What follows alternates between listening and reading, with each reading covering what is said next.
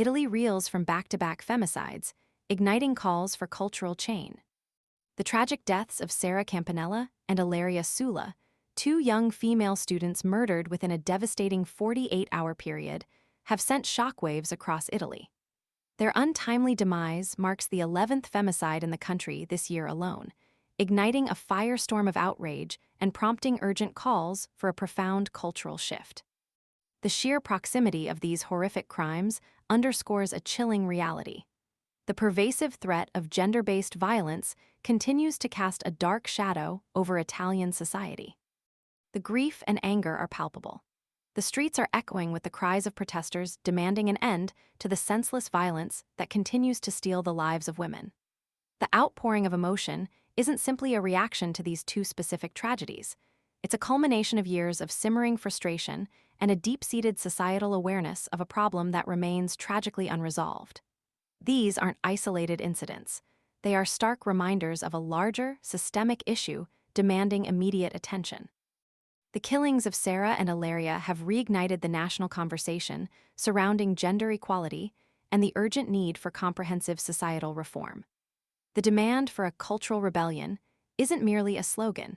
It's a desperate plea for a fundamental transformation of attitudes and behaviors that perpetuate this cycle of violence. It's a call for a comprehensive overhaul of societal structures that, consciously or unconsciously, enable and normalize the subjugation of women. The recent legal repercussions following the murder of Giulia Cecchettin, another young student, offer a glimmer of hope, albeit a small one.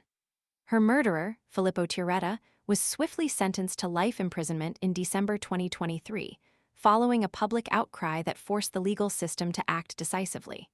However, this single conviction, while satisfying in its justice, pales in comparison to the magnitude of the problem.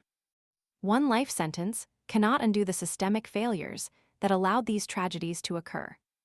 The question looming large over Italy is not just how to punish perpetrators, but how to prevent future tragedies.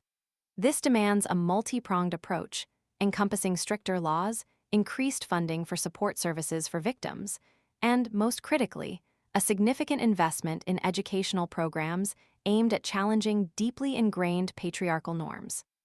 The cultural rebellion demanded by the Italian people isn't just about changing laws. It's about changing hearts and minds, fostering a culture of respect, equality, and zero tolerance for violence against women.